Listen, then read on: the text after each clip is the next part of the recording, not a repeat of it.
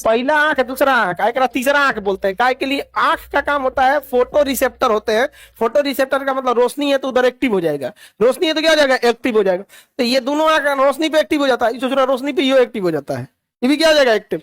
तो जैसे आंखों पे रोशनी पड़ेगा ना तो शरीर में तीन अंग प्रभावित होता है, दाहिना बायां आंख, एगो पीनियल ग्लैंड, इसलिए उसको थर्ड आई बोलते हैं। और जब तक आंख पे रोशनी पड़ेगा पीनियल ग्लैंड से मेलाटोनिन नामक हार्मोन नहीं निकलेगा। क्या नहीं निकले? मेलाटोनिन। और यही मेलाटोनिन है ना, नींद लाता है। क्या लाता है? नींद। क्या लाएगा? नींद। नींद लाएगा। तो अगर आंखों पर रोशनी पड़ेगा तो मेलाटोनिन एक मात्रा छूट गया था, मेलाटोनिन नहीं निकलेगा।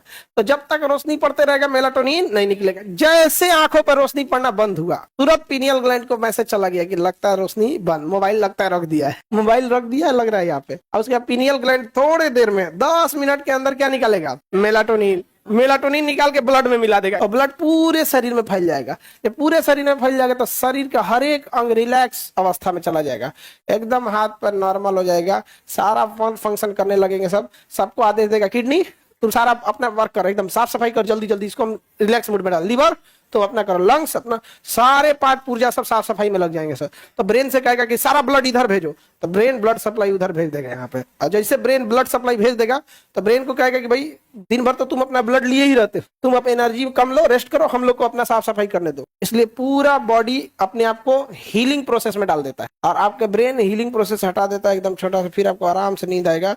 अगर आप बैठल बैठल ऐसे गिर जा गया, कहीं कहीं तो खड़े सूझ जाता था, मुंह हुआ कोई को खोल के सूता है, आज भी डिजाइन का कोई को सूतेगा था, हमें सूतेगा ना लाट टपकता रहा। समझ गया? तो नींद लाने वाला हार्मोन मेलाटोनिन, नींद लाने वाला मेलाटोनिन। और अगर नींद नहीं आएगी ना तो बॉडी रिलैक्स नहीं होगी। इसलिए कम सोइएगा ना, जिस दिन कम सोइएगा पूरी बॉडी दर्द करेगा, पूरा बॉडी दर्द करे। समझ में गया?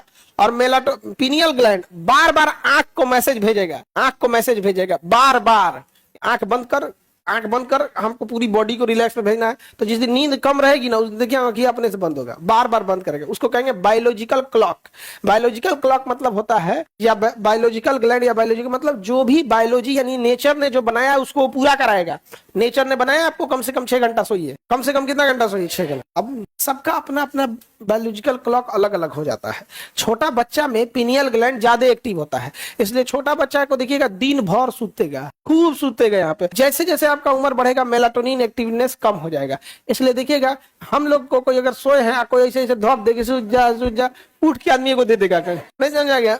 उठ के आदमी तुरंत क्या कहते को दे देगा, निकल यहाँ से। समझा गया कि नहीं आ गया? तो छोटे बच्चे जो होते हैं डरते हैं, तो जब उसके ऊपर कोई ऐसे ऐसे हाथ लगाता है ना तो उसे लगता है कि उसकी माँ उसको सुला रही है यहाँ पे। नहीं तो इसे छोड़ दीजिएगा तो नहीं सूतेगा सब। हम उसको हमेशा कुछ ना कुछ आगे बढ़े। तो बायोलॉजिकल क्लॉक किसे कहेंगे? पीनियल। तो आपको सुला देगा एकदम बढ़िया से। जैसे जैसे एज बढ़ेगा आप कम भी सोएंगे तो चलेगा। जैसे घर में बूढ़े बाबा दादा को देखिएगा 4 घंटा सोएंगे वो लोग। हाँ, सुबह रात को सूतेंगे 12 बजे, भोरे उठ जाएंगे। और सोचेंगे कूल उठ जैसा नहीं टाइम, सबको बवाल करके रख देंगे। तो सो जाना जरूरी होता है। आप लोग को जितना बॉडी रिक्वायरमेंट है उसी हिसाब से सोइए। और अगर आप फिक्स पैटर्न पे सोइएगा तो नींद कम भी रहेगा तो चल जाए।